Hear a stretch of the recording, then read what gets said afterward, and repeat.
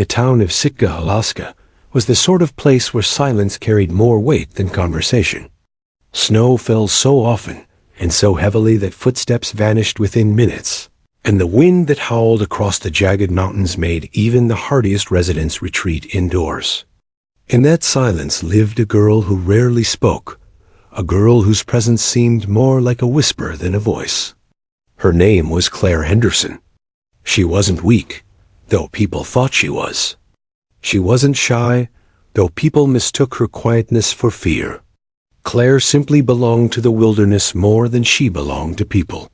From childhood, she had wandered alone through spruce forests, along frozen rivers, and up the steep ridges where wolves howled in the dark. Most girls her age kept close to the warm glow of their homes. Claire found warmth in the sting of the wind on her face, the crunch of ice under her boots, and the stillness of the world when no one else dared to be outside.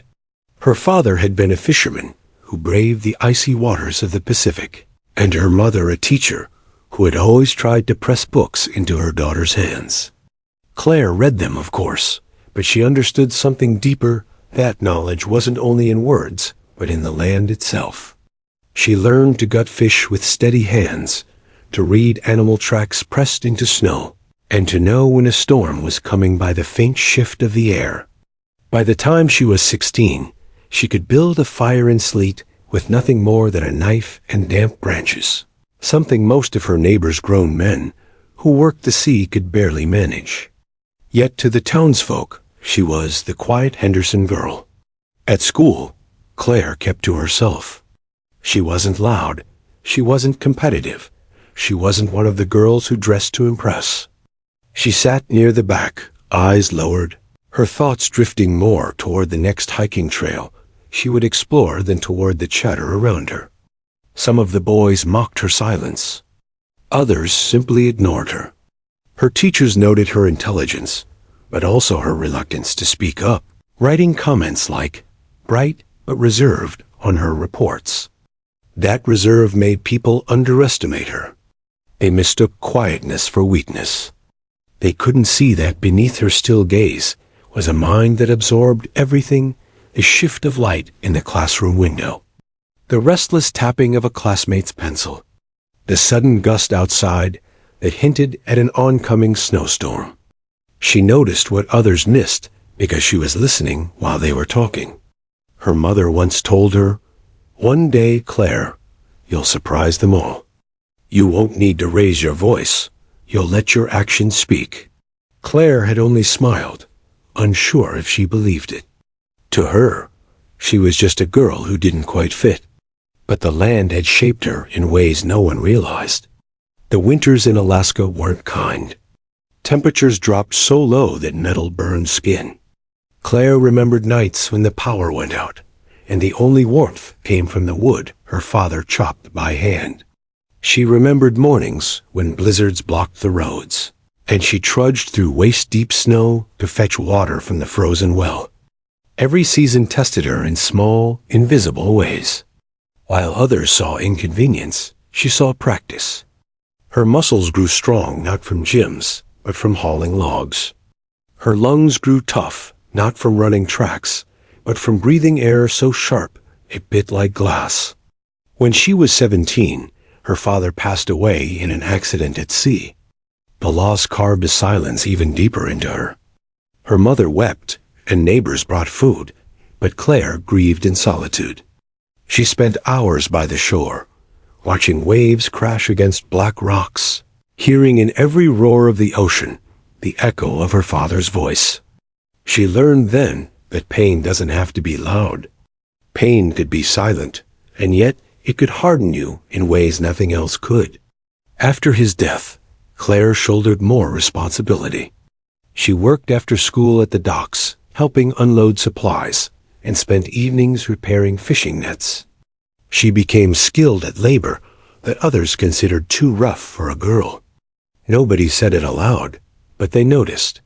The quiet Henderson girl was stronger than she looked. Still, no one thought she would leave Alaska. No one thought she would choose a path that demanded more of her than this harsh land already had. But deep inside, a restlessness grew. She wanted to test herself against more than storms and hunger. She wanted to see if the strength that Alaska had built in her was enough to matter beyond the mountains. It was during her final year of high school, as recruiters visited the town, that she made her decision. The U.S. Army seemed an unlikely choice for someone so reserved. Yet when she heard the recruiter speak of discipline, of resilience, of service, something stirred inside her. She wasn't motivated by glory or adventure. She was motivated by the quiet knowledge that she could endure. When she announced her decision at dinner one evening, her mother nearly dropped her fork. "Claire, the Army?" she asked, astonished. Her mother had imagined her daughter staying close to home, perhaps working as a teacher like her, perhaps marrying a local fisherman. "Yes," Claire said simply, her voice calm but unshakable. "Do you even realize what you're signing up for? It's dangerous." I know," Claire interrupted gently. "But I can handle it." Her mother stared at her, searching her eyes for hesitation. But there was none. For the first time, the quiet girl wasn't just going along with life, she was taking hold of it. When word spread in town, the whispers began. "Claire Henderson? She won't last a week in boot camp. She's too quiet, too soft. The Army will break her." Claire didn't answer them. She never did. She simply prepared. She jogged each morning along icy roads until her breath fogged the air.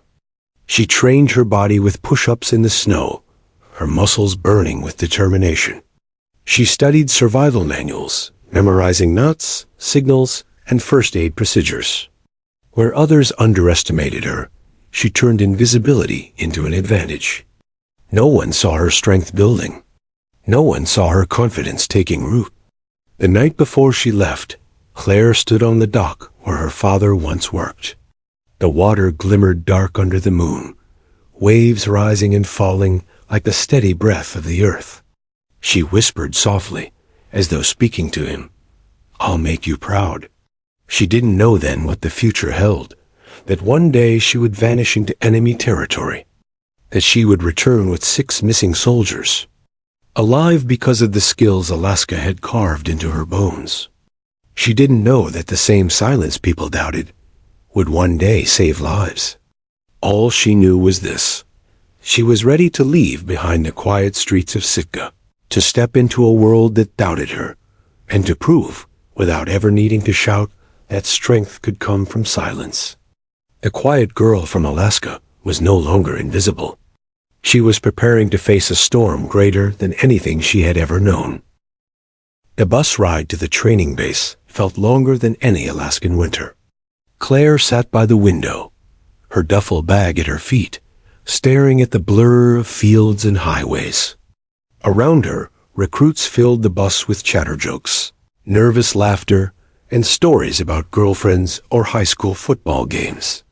She didn't add her voice. She never did.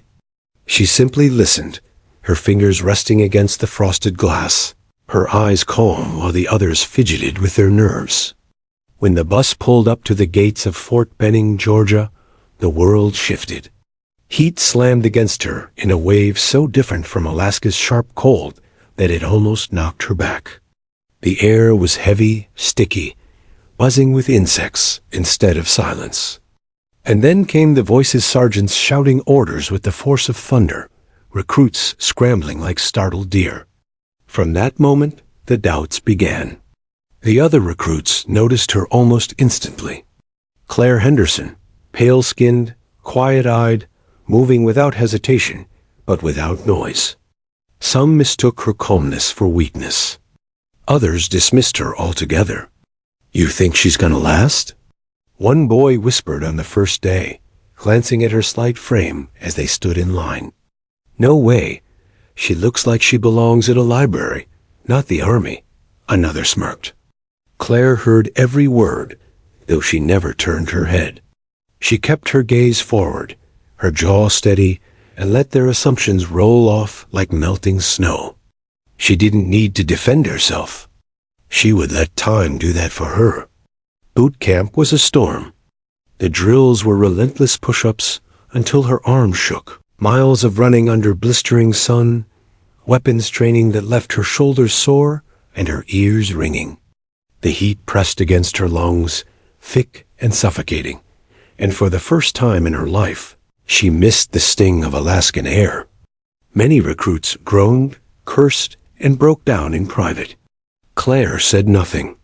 Her silence drew attention, not admiration, but suspicion. Drill sergeants leaned close, barking in her ear. "What's the matter, Henderson? Got nothing to say? Or are you too soft for this?" She met their gaze, but never snapped back. She simply did the work. Each insult became fuel, each doubt a stone she carried in her pocket, making her stronger. There were nights when she collapsed into her bunk, muscles trembling, heart pounding. Around her, recruits whispered letters from home, clutched photographs, or vented their frustrations. Claire lay awake, staring at the ceiling, replaying her father's words in her memory, the lessons he never meant as lessons. Endure, listen, move forward. Slowly, something shifted. During rifle training, she surprised them all. While others struggled with accuracy, jerking the trigger, or panicking under pressure, Claire steadied her breathing the way she had when tracking deer in the Alaskan woods. One shot, then another, each precise, each deliberate. By the end of the day, her grouping was among the tightest in the unit. The whispers changed tone.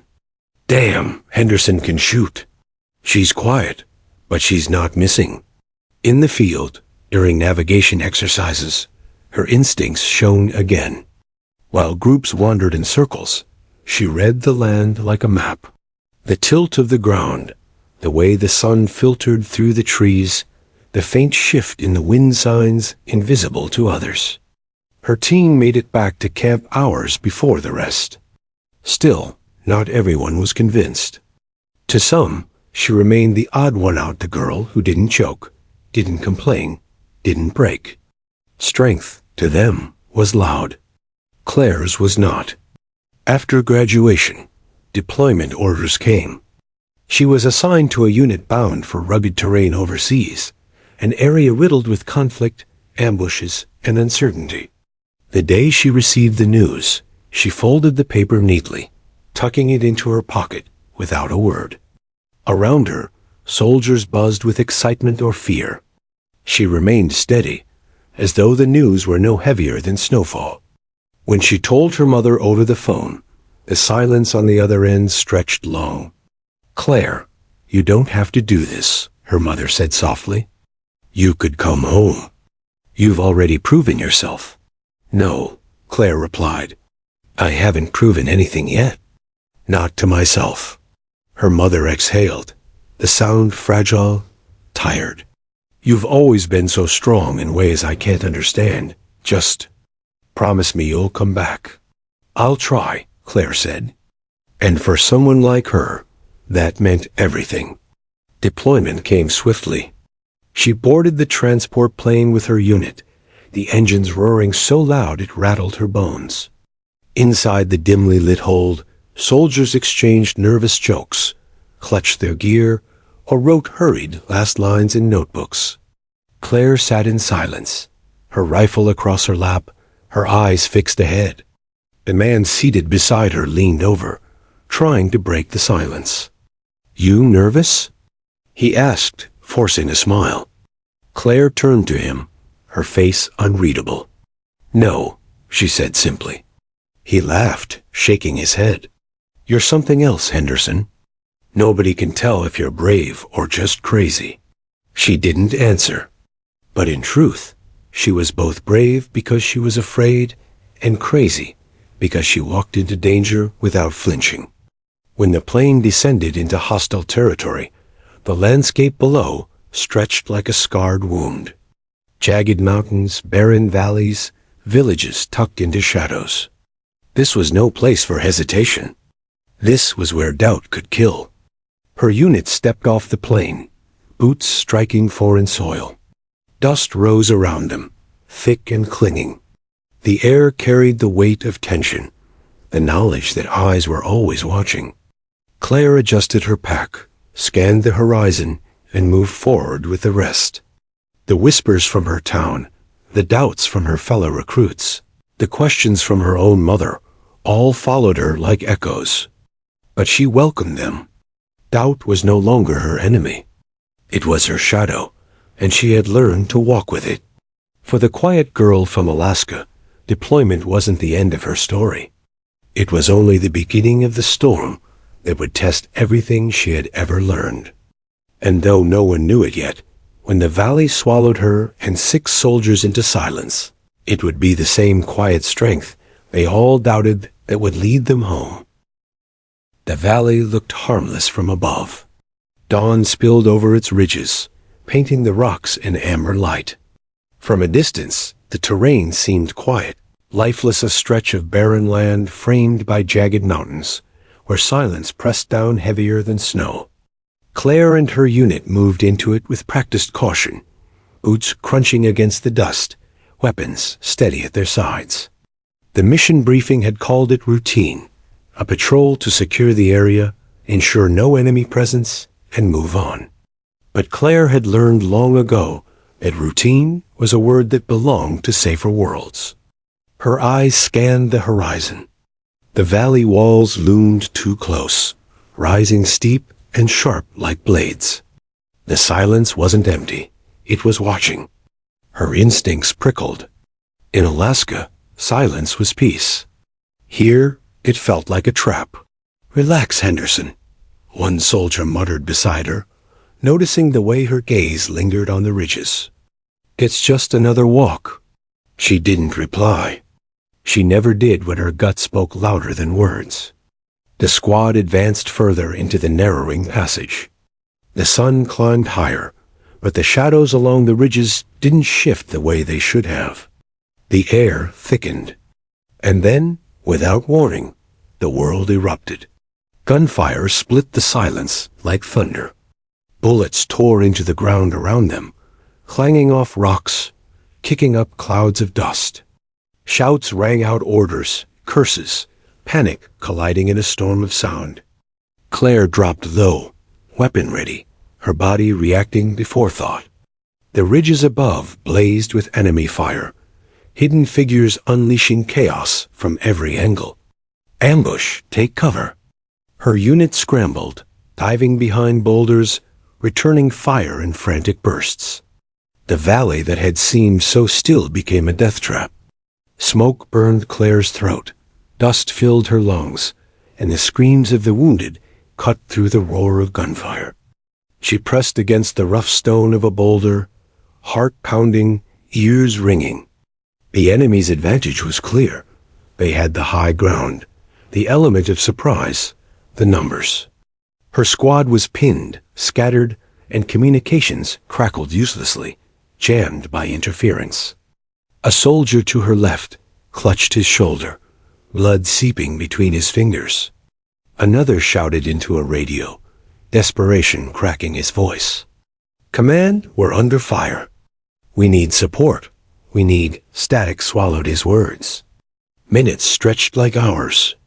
Return fire slowed as ammunition dwindled. The ambush wasn't meant to scare them off. It was meant to erase them. And then came the explosion. A deafening blast shook the valley, throwing Claire to the ground. The earth trembled, her vision blurred. Dust and smoke swallowed everything, choking the air. She coughed, staggered to her feet, ears ringing with a high-pitched whine. The formation had shattered, her squad torn apart, scattered in the chaos. Through the haze, she caught glimpses, figures stumbling, crawling, retreating deeper into the valley. 6 of them, separated from the rest. Their faces blurred by smoke, their shouts lost in the roar. Claire's instinct screamed at her, "Move. Stay with them." She sprinted toward the nearest soldier, grabbing his arm, pulling him up from the dirt. "This way." Her voice cut through the chaos, steady despite the panic pressing against her chest. One by one, she gathered them 6 soldiers, disoriented, wounded, terrified. They had no direction, no leader, no plan. Around them, the ambush tightened like a noose. "Where's the lieutenant?" someone shouted, voice breaking. Claire scanned the battlefield, but there was no sign of command, no familiar voices calling orders. Just fire, smoke, and the thunder of enemy rifles. Whoever was supposed to lead them wasn't there. For a moment, the weight of it pressed down 6 soldiers looking at her, searching her face for answers she didn't have. She wasn't a ranking officer. She wasn't the loudest voice. She was the quiet girl from Alaska, the one no one thought would last. And yet, in the silence between gunfire, something inside her steadied. "We move," she said. Her voice wasn't loud, but it was firm. It cut through the panic like a knife. The soldiers hesitated, then followed. They darted through the smoke, hugging the shadows of the valley walls, dodging bursts of enemy fire. Claire led with precision, every step measured, every glance upward scanning for movement. She used the terrain as a shield, weaving them through jagged rocks and dips in the ground, keeping them low, keeping them alive. At last, they slipped into a pocket of shelter, a cluster of boulders that blocked the line of fire. The men collapsed against the stone, gasping, coughing, clutching wounds. Fear radiated from them, sharp and raw. "We're cut off," one said, his voice trembling. "We'll never make it back." Claire crouched among them, her breathing steady despite the hammering of her heart. She looked at their faces mud-streaked, bloodied, eyes wide with terror. They were waiting for someone to fall apart so they could justify their own despair. She refused to be that person. "We're not done," she said quietly. The words were simple, but they landed like stone. The men blinked, caught off guard by her certainty. There was no fear in her tone, no hesitation, just quiet conviction. The silence stretched, broken only by the distant echo of gunfire. Slowly, one soldier nodded. Then another. She had their attention. She had their trust. For the first time, Claire realized something she had never admitted to herself. Her silence wasn't emptiness. It was strength. And now, with 6 lives balanced on the edge of survival, her quiet resolve would have to become their compass. Above them, the enemy still hunted. Around them, the valley still burned. Behind them, command likely believed them dead.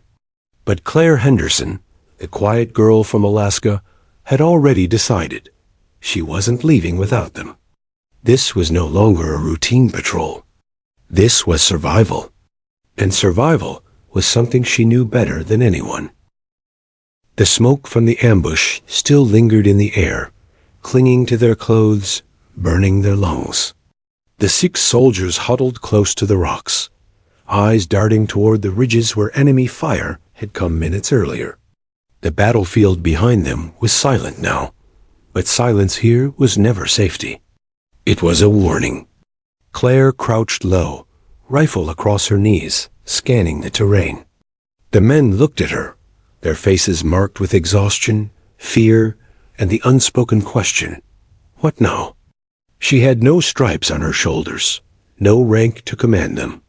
Yet in their eyes, she saw the truth. If she didn't decide, no one would. "We move," she said, her voice firm but low. One soldier, Corporal Diaz, a wiry man with a fresh cut above his eyebrows, snorted in disbelief. "Move? To where? We're trapped. Command doesn't even know we're alive." Claire met his gaze evenly. "If we stay, they'll find us. If we move, we have a chance." The group shifted uneasily. A private named Lawson, barely 20, clutched his rifle so tightly his knuckles were white. What if we make it worse? What if we run right into them? Claire let the questions hang. Doubt was natural. Fear was natural. She'd learned that long ago, and the Alaskan wild fear never vanished, but it could be managed. "Then we don't run blind," she answered. "We move smart. one step at a time. The men didn't nod, not yet. But they didn't argue either. They followed her lead. Claire moved first, creeping from the rocks and guiding them toward the cover of a dry riverbed that snaked through the valley floor. She kept her head low, every sense tuned to the rhythm of the land, the distant echo of boots, the faint glint of movement on the ridges. She taught the men without words how to step quietly, how to pause when the wind carried sound, how to use shadows as shields. Hours passed this way. Their canteens grew lighter, their stomachs emptier. By the time dusk settled, painting the valley in bruised shades of purple and gray, they had put miles between themselves and the ambush site. Yet distance brought no relief. Hunger gnawed at them, thirst cracked their lips, and the weight of uncertainty pressed heavier with every step. When night fell, they found shelter in a shallow cave hidden among boulders. The men collapsed against the stone, their breaths ragged. Someone muttered about rations, only to discover their packs had been lost in the chaos. "We've got nothing," Private Lawson whispered, panic edging into his voice. Claire reached into her pocket, pulling out the last of her energy bar, a single crumbling piece wrapped in foil. She broke it into 6 pieces, small enough to be laughable. She handed each soldier a fragment. "It's not much," she said simply, "but it's enough for tonight." The men looked at her, some with disbelief, some with gratitude. She hadn't saved a piece for herself. She didn't need to tell them why. Leaders eat last. Sleep was restless. They huddled together for warmth, the air sharp with the scent of dust and sweat. Claire lay awake, staring at the cave ceiling, her mind racing. 6 lives depended on her. 6 families, 6 stories, 6 chances at survival. The weight was heavier than any pack she had carried, heavier than any burden Alaska had prepared her for. In the silence, her father's voice came back to her. "When the storm hits, you don't fight it. You brace, you endure, and you lead the way forward." By dawn, her decision was made. She woke them early, before the sun rose. "We move north," she said, pointing toward the ridges. "If we follow the riverbed, we'll find higher ground. From there, we can navigate back to base." Diaz frowned. "North? That's closer to enemy territory." "It's also where the land works in our favor," Claire replied. "Cover, water, and higher ground. If we go south, we're exposed. East and west are dead ends." Her tone left little room for argument. The men exchanged glances, then began gathering what little they had. For the first time, she saw it, the shift. They weren't following her because of rank. They were following her because they trusted her. The march was brutal. By midday, the sun beat down mercilessly, making the valley floor. Their throats burned with thirst. Their legs trembled from exhaustion. One soldier, Sergeant McBride, stumbled and fell to his knees. "I can't," he gasped. Sweat poured down his face, his lips cracked and bleeding. "I can't do this anymore." The group froze. Defeat hung heavy in the air. Claire knelt beside him, her hand steady on his shoulder. "Yes, you can," she said softly. "No," McBride shook his head, despair clouding his eyes. "We're walking to our graves." Claire leaned closer, her voice low but unshakable. "You've come this far. You don't stop now. Not when every step brings us closer. You get up, McBride. You don't quit." Her eyes locked on his until he finally nodded, trembling. With effort, he rose. She shifted some of his weight onto her shoulders, small as she was, and carried it without complaint. The others watched in silence, the lesson sinking deeper than words ever could. She wasn't just leading them. She was carrying them literally, if she had to. That night, they built a fire from scraps of brush and driftwood Claire scavenged. The flames were weak, flickering, but they were life. As the men sat in a circle, shadows dancing across their tired faces, Diaz broke the silence. "You're not supposed to be the one leading us, Henderson. You know that, right?" Claire poked the fire with a stick, sparks rising into the night. "Then who is?" Diaz hesitated, then shook his head. "Doesn't matter. Whoever it was, they're not here. You are." The others murmured their agreement, quiet but certain. For the first time since the ambush, Claire allowed herself a breath of relief. Not because the danger had passed, it hadn't, but because she knew now that they believed in her. She didn't need stripes on her shoulders. She didn't need a loud voice. All she needed was resolve, and she had enough of it for all of them. As the fire burned low, Claire stared into the darkness beyond the circle of light. The valley still waited, silent and dangerous. Ahead lay days of hunger, exhaustion, and enemy patrols. She knew the hardest part was yet to come. But she also knew this. 6 soldiers were alive tonight because she had refused to let fear win. And she would carry them, step by step, through every trial to come. The quiet girl from Alaska had become their leader, and she would not let them down. The valley did not forgive weakness. By the time they reached the ridges, Claire and her 6 soldiers had been walking for 3 days. Their canteens were almost dry, their stomachs empty. The sun scorched by day, while nights froze their sweat into ice. Blisters lined their feet, lips split with dryness, and the constant weight of fear carved hollows into their eyes. Every step forward was a test of willpower. But Claire had lived her whole life in tests like these. Alaska had been her training ground long before boot camp, and now every lesson she had ever learned returned like an old friend. On the 4th morning, they found the river. It wasn't much, just a trickle winding through cracked earth. More mud than water, but to men on the edge of collapse, it was salvation. The soldiers dropped to their knees, scooping the muddy liquid with cupped hands, drinking greedily. "Slow down," Claire warned. "Small sips, or you'll make yourself sick." They looked up, startled at the calm authority in her voice, but obeyed. She filled their canteens carefully, straining what she could through cloth torn from her undershirt. The water tasted of dirt, but it kept them alive. That night, as they camped by the riverbank, Claire taught them how to set snares. She stripped vines from nearby bushes, bending them into simple loops. The men watched skeptically until, an hour later, one of the snares snapped shut on a hare. Their disbelief turned into laughter, and for the first time since the ambush, hope flickered among them. They roasted the hare over a small fire. The meat was tough, barely enough to divide 7 ways, but every soldier ate in silence, savoring it as if it were a feast. Claire didn't take a share until the others had eaten, and even then, she only nibbled what remained. "You learned all this in Alaska?" Lawson asked, wiping grease from his chin. Claire nodded. "Hunting, fishing, building shelters. Out there, you don't survive by talking loud. You survive by paying attention."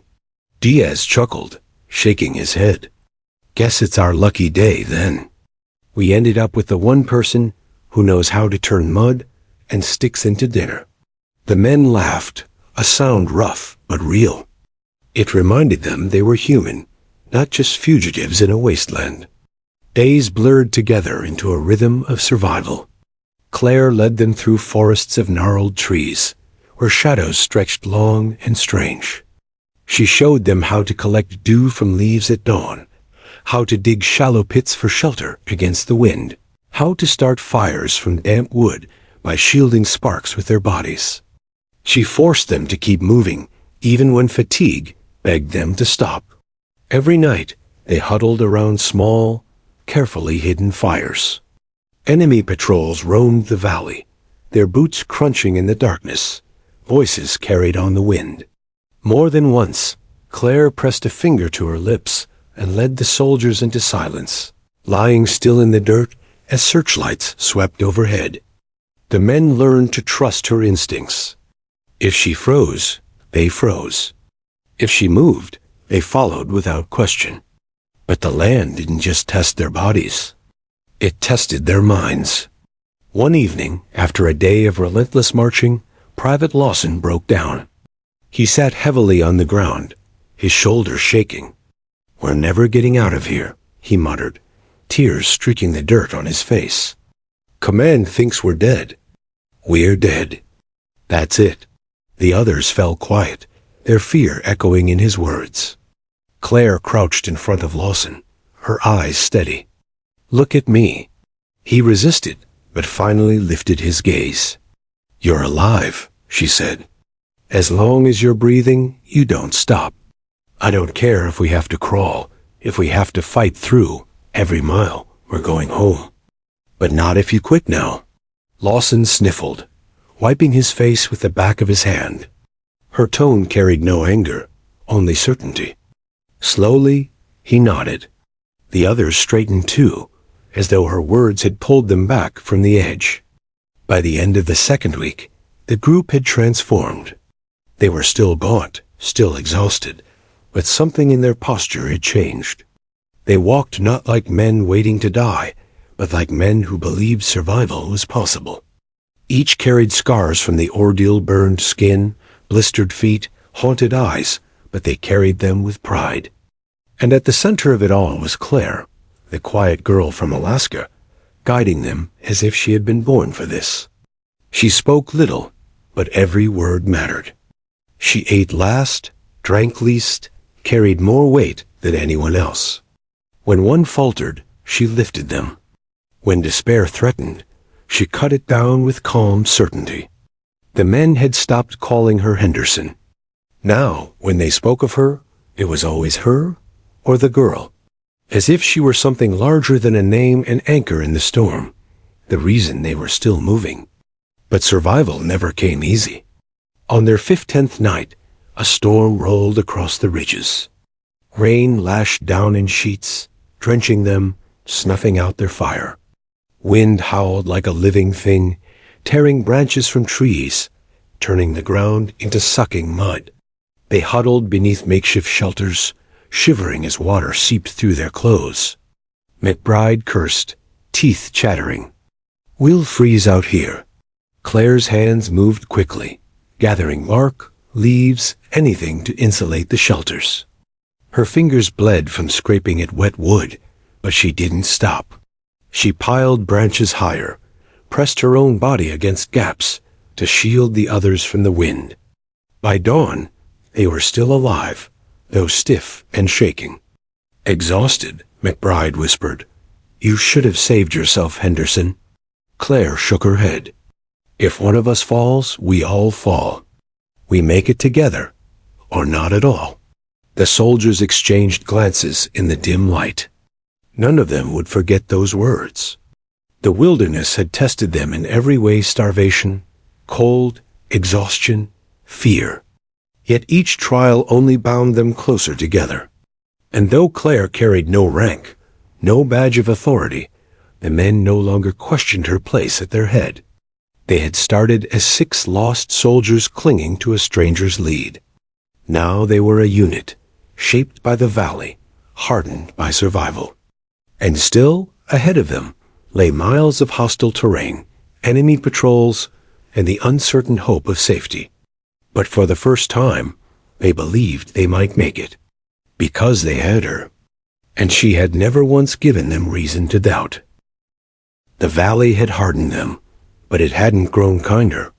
By their 3rd week on the run, the 6 soldiers and Claire were gaunt figures moving across hostile terrain. Bones pressed against skin, eyes hollow from sleepless nights, boots worn thin from endless marching. Yet their steps carried a rhythm, now less stumbling, more deliberate. They were no longer men waiting for orders. They were survivors, each breath proof of defiance. But survival had its price, and the enemy wasn't finished hunting. It happened at dawn. They had camped in the shadow of a ravine, their fire nothing more than glowing embers buried under dirt. Claire was the first to rise, scanning the horizon, when the faint rumble of engines rolled across the ridges. Her heart clenched. "Up, now?" she hissed, shaking the nearest shoulder. The men stirred gradually, confusion clouding their faces, until they heard it too. Trucks, hoots, voices carried on the wind. Within moments, they were scrambling, grabbing weapons, shouldering packs. Claire led them into the brush, her mind racing. They couldn't outrun vehicles. Their only hope was silence, invisibility. She signaled for them to drop low, crawling into the undergrowth. Branches tore at their uniforms as they pressed themselves flat. Moments later, enemy soldiers appeared along the ravine's edge, rifles slung over their shoulders. Claire held her breath. One wrong move, one snapped twig, and it would be over. A searchlight swept across the ravine, pausing dangerously close. Claire's heart hammered against her ribs. She could hear Lawson's uneven breathing, could feel McBride trembling beside her. She reached out, steadying Lawson's back with her hand. Breathe slow, she willed silently. The light moved on. Voices shouted orders. Boots pounded the earth. And then, after what felt like hours, the patrol passed. The sound of engines faded into the distance. Only then did Claire exhale. The men followed, breaths shaky, eyes wide with the sharp edge of terror. That, Diaz whispered, wiping sweat from his brow, was too damn close. Claire nodded, but her gaze lingered on the horizon. The enemy was sweeping wider now, tightening their net. Close calls would become constant. Survival would demand more than caution. The strain began to show. Later that same day, as they climbed a rocky incline, Private Lawson slipped. His boot caught on loose gravel, sending him tumbling down the slope. The sickening crack of bone echoed as he landed. "Lawson!" McBride shouted, sliding down after him. The young private lay pale and gasping, his leg bent at an unnatural angle. Pain twisted his face. "It's broken," he choked out. The group gathered around him, panic rising. A broken leg here wasn't just an injury, it was a death sentence. Diaz shook his head grimly. "We can't carry him for miles. We'll never make it." Silence fell. The truth hung heavy in the air. Then Claire spoke, her voice calm but ironclad. "We don't leave him." The men looked at her, disbelief flashing in their eyes. "He'll slow us down," McBride muttered, torn between loyalty and fear. Claire met his gaze. "He's one of us. We carry him." And that was it. There was no argument in her tone, no room for debate. They fashioned a makeshift stretcher from branches and jackets. 2 men at a time bore Lawson's weight, trading off when exhaustion overwhelmed them. Progress slowed to a crawl, but they moved forward. Inch by inch, mile by mile, together. Lawson wept quietly the first night, guilt written in his face. Claire knelt beside him, pressing a hand to his shoulder. "You're alive," she said simply. "That's all that matters." And the boy, barely old enough to shave, nodded through his tears. The days that followed tested them like never before. Enemy patrols grew bolder. Twice, they narrowly avoided detection once, by hiding beneath the roots of a fallen tree as boots tramped above them. Once by submerging themselves in a shallow river, water freezing against their skin while searchlights swept past. Every close call left their nerves frayed, every escape a reminder of how thin the line between life and death had become. One night, as they huddled in silence, Diaz whispered, "I don't know how you do it, Henderson. You never break." "Not once." Claire shook her head. "I break every day. I just don't let it stop me." The men absorbed her words, realizing perhaps for the first time that her strength wasn't born of fearlessness. It was born of endurance. She carried the same terror they did. She simply refused to let it win. The turning point came during another ambush. They had stopped to rest near a cluster of ruined buildings, their first real shelter in weeks. The cracked walls shielded them from the wind, and for a brief moment, it almost felt safe. Then gunfire shattered the illusion. Bullets ripped through the walls, sending shards of stone flying. The men dove for cover, returning fire blindly. Claire's instincts screamed. They were outnumbered, exposed. If they stayed, they'd be slaughtered. Out the back, she shouted, signaling them forward. McBride hesitated. They'll cut us down. Not if we move now. Trusting her, the soldiers followed. Claire led them through a narrow gap in the wall, weaving between debris as bullets snapped around them. She guided them into the ruins, ducking low, moving fast. At one point, Lawson, still strapped to the stretcher, nearly fell. Claire and Diaz grabbed him, hauling him upright even as rounds whizzed overhead. Somehow, they all made it to cover. When the gunfire finally faded, replaced by distant shouts, they collapsed in the shadows, gasping for breath. "You saved us," McBride said, staring at Claire with something close to awe. She shook her head, wiping sweat and dirt from her brow. "We saved each other." That night, the men whispered among themselves when they thought she was asleep.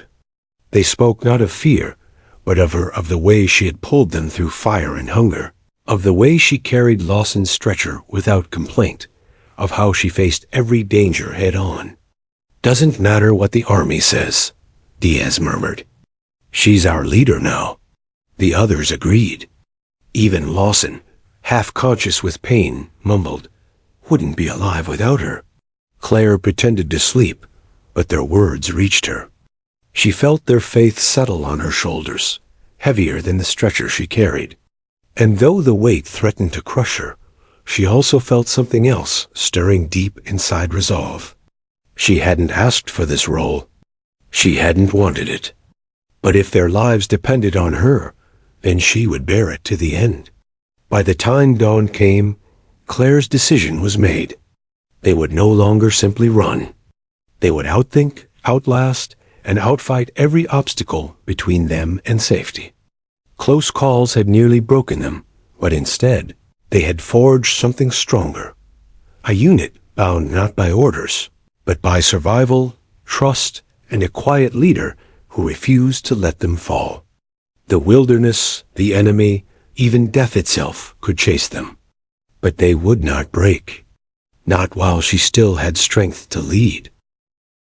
The mountains loomed ahead like jagged teeth, black against the bruised sky. To the 6 soldiers, they looked impossible, an unscalable wall between them and salvation. To Claire, they were the only way forward. Weeks of hunger, exhaustion, and close calls had carved the men into shadows of themselves. Lawson's broken legs still bound him to the stretcher, carried in rotation. McBride coughed constantly, a rattle deep in his chest that made every step painful. Diaz's hands trembled whenever he tried to reload his rifle, fingers raw and blistered. And yet they still moved, one foot dragging in front of the other, because Claire told them they could. The final push had begun. The climb was brutal. Wind screamed through the passes, tearing at their thin uniforms. Snow flurries stung their faces, masking the trail ahead. The higher they climbed, the thinner the air became, each breath a fight. Their boots slipped on ice-coated rock, sending pebbles clattering into the abyss below. At one point, McBride staggered to his knees, gasping. "I can't," Claire grabbed his arm, hauling him upright. Her voice cut through the storm. "You can. One more step. Just one." He looked into her eyes steady, relentless, and nodded. With trembling legs, he forced himself forward. That became her mantra as they climbed. Not a mile, not an hour. Just one step, then another, then another. Food was almost gone. The snares had yielded nothing for days. Even the river water was freezing over, forcing them to melt handfuls of snow just to drink.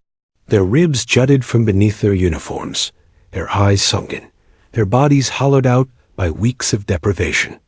Claire rationed what little remained, always ensuring the men ate before she did. When they offered her the last scraps, she refused. "You needed more," she said simply. Diaz shook his head one night, his voice hoarse. "You keep this up, Henderson, you'll collapse." Claire looked at him, her eyes unwavering despite her frailty. "Better me than one of you." The words silenced them. They ate quietly, guilt written in every movement. The storm worsened. For 2 days, snow fell without mercy, burying their path. The wind howled so fiercely that voices were torn away before they could reach another's ears. They built a shelter of stones and branches, huddling together beneath it, shivering violently as the cold sank into their bones. Lawson groaned through the night, fever burning his skin. Claire pressed a damp cloth against his forehead, whispering steady reassurances. "You're going to make it. Just hold on." But deep down, she knew fever in these conditions could be a death sentence. She didn't sleep. Instead, she fed the fire every hour, refusing to let it die. If it took every ounce of her strength, she would keep them warm, keep them alive. When dawn finally broke, painting the snow with pale light, they emerged like ghosts, weak, trembling, but still breathing. On the 4th day in the mountains, the enemy found them again. The first sign was a distant echo of voices carried on the wind. Then, the crack of a rifle shot, stone exploding near Diaz's shoulder. "Down!" Claire barked. They dove into the snow, returning fire with what little ammunition remained. Bullets whined through the air, striking rock, scattering shards of ice. The enemy was closing fast, their silhouettes dark against the white slopes. Claire scanned their position too exposed, too many angles to defend. Staying meant death. "This way," she shouted, leading them toward a narrow crevice between the rocks. They scrambled, dragging Lawson's stretcher, slipping and stumbling through the snow. Bullets snapped overhead. One grazed McBride's arm, drawing a curse and a spray of blood. Claire grabbed him, forcing him forward. The crevice swallowed them, a jagged crack that shielded them from gunfire. But it was no refuge. It was a dead end. The walls closing in. Panic rose. "We're trapped," Diaz shouted. Claire's eyes darted upward. The walls were steep, slick with ice, but not impossible. "We climb." The men stared at her as though she'd lost her mind. "With Lawson?" "We don't leave him," Claire snapped. "Tie the stretcher to the rope. We haul him up together." Exhaustion screamed in their muscles, but they obeyed. One by one, they scaled the icy wall, pulling Lawson behind them. Fingers bled, arms shook, but desperation gave them strength. Claire climbed last, shoving Lawson upward as the stretcher scraped against rock. A bullet ricocheted inches from her head. She gritted her teeth, hauling herself over the edge. They collapsed at the top, gasping, trembling, snow soaking their clothes. Behind them, the enemy's shouts grew faint. They had escaped barely. The climb broke something in them. That night, huddled in a shallow cave, they sat in silence. No one spoke. Their faces were gray with exhaustion, their eyes dull with despair. Even Diaz, usually quick with a joke, stared blankly into the flames. Claire studied them, her chest tightening. They were hanging by a thread, one more trial away from collapse. She forced her voice steady. "We're close," she said. "Base is on the other side of these mountains. 2 days, maybe 3. Her words were met with silence. No disbelief, no agreement. Just silence.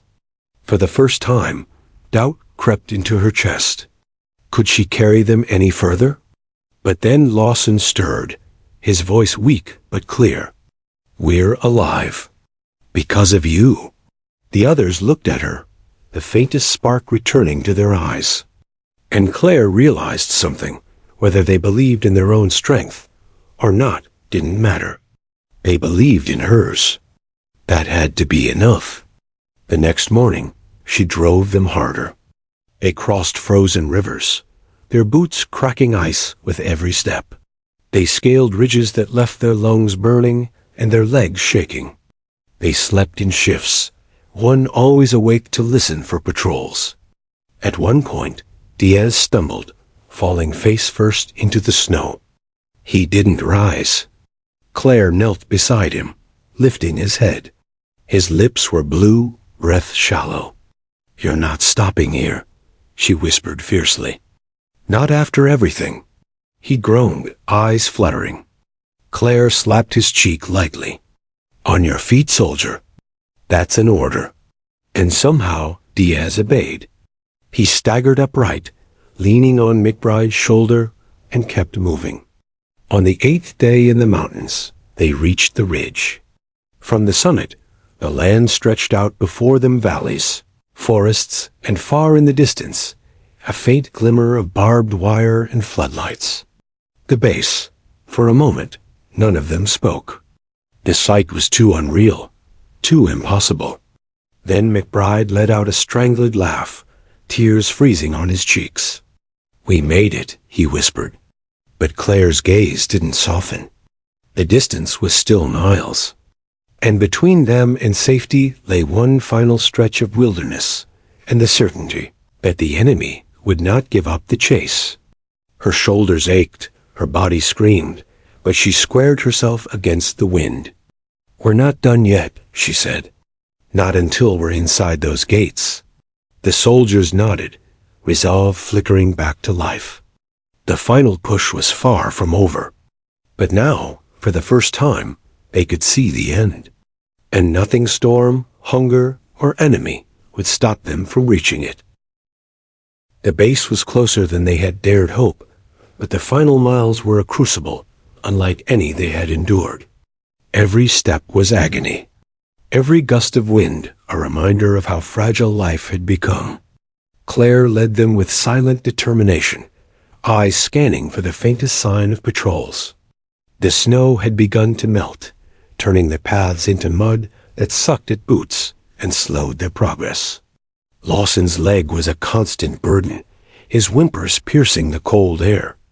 McBride's chest rattled with every breath, but he refused to fall behind. Diaz's hands were raw, his muscles screaming, yet he kept pace.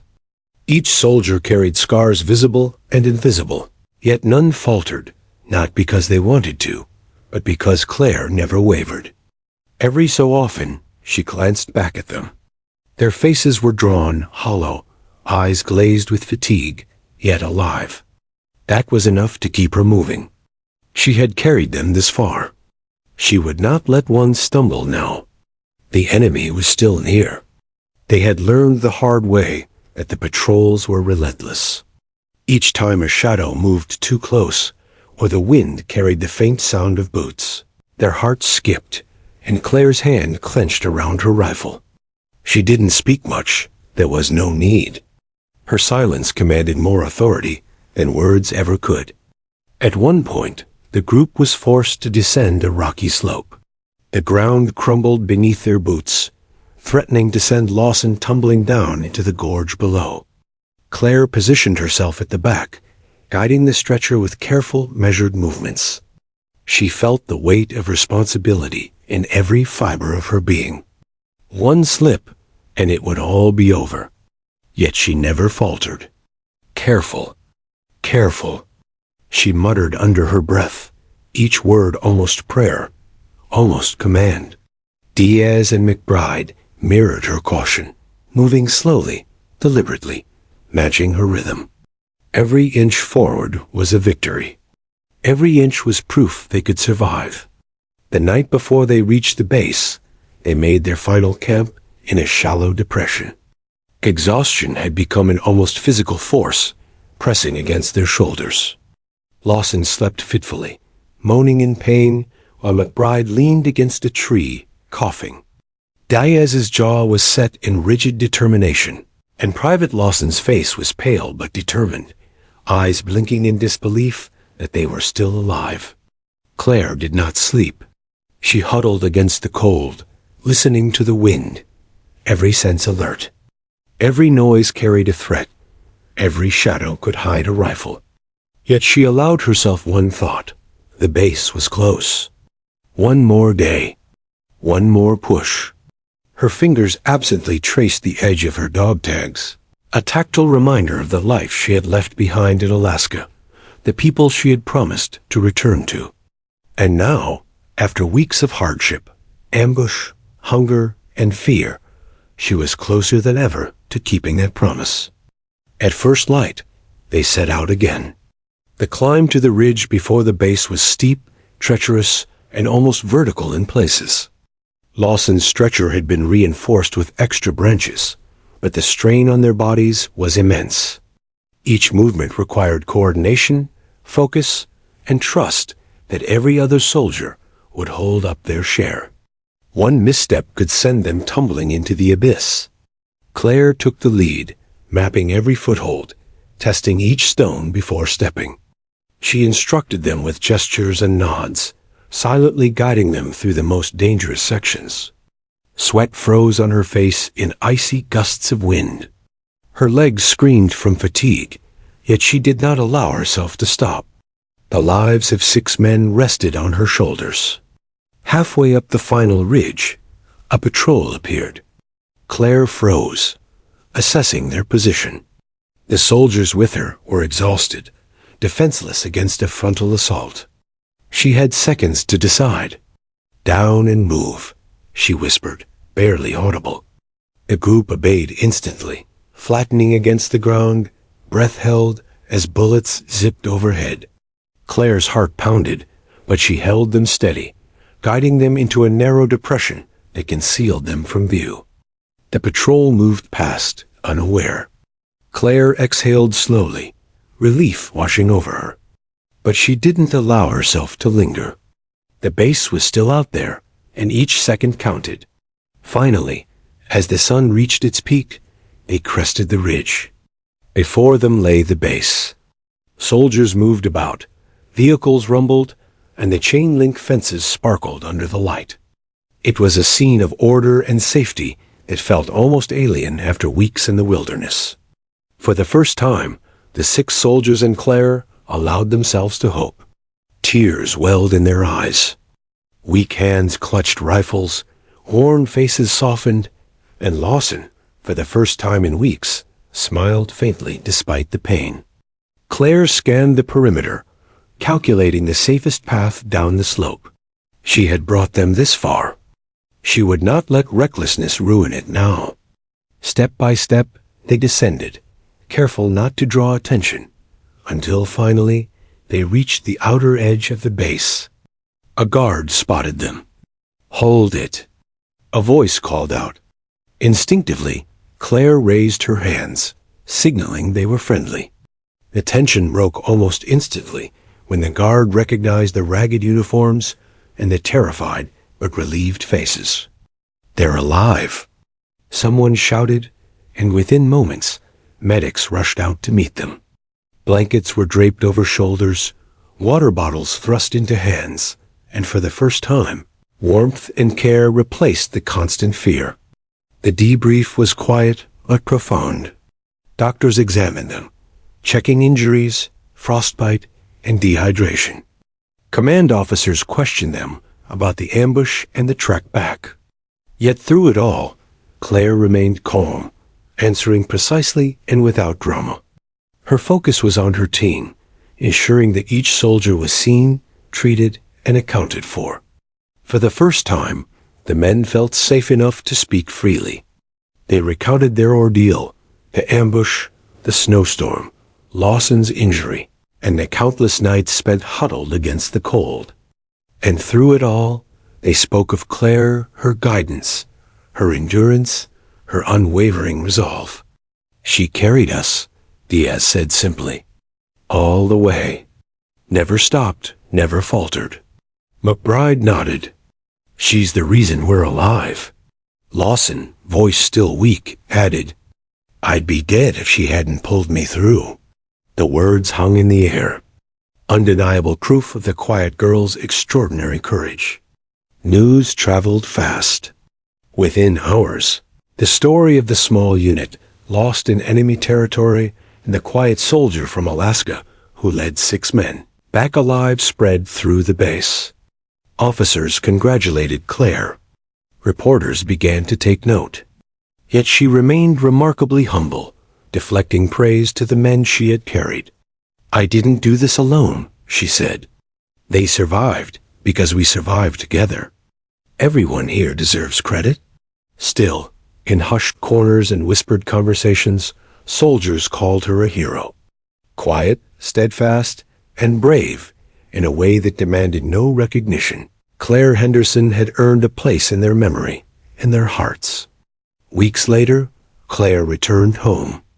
Alaska greeted her with the same cold wind she had grown up with, but it felt different, now gentle in comparison to the trials she had endured. Her mother met her at the airport, tears streaming as she hugged her tightly. You did it, her mother whispered, voice breaking. You really did it. Claire hugged her back, letting the emotions she had held in check for so long finally rise. We all did it, she said softly. 6 lives made it home, and that's what matters. The reunion was bittersweet. Her friends and neighbors listened in awe as she recounted the journey, careful to keep the focus on the soldiers who had survived. Yet even in their disbelief and admiration, no one questioned the truth. Claire, the quiet girl from Alaska, had achieved the impossible. Her story became legend, not just because she survived, but because she refused to abandon others when hope seemed impossible. She returned to civilian life, but the lessons of the valley remained with her. Endurance, observation, patience, and the quiet strength that carried 6 soldiers home. Those she saved never forgot her. And in the hearts of her fellow soldiers, Claire Henderson was not simply a hero. She was a symbol of what it truly meant to lead, to endure, and to survive against all odds. The quiet girl from Alaska had proven to the world, and to herself, that courage was not always loud, that strength was not always visible, and that one determined individual could defy fate itself. And she would never stop walking forward, no matter how impossible the path.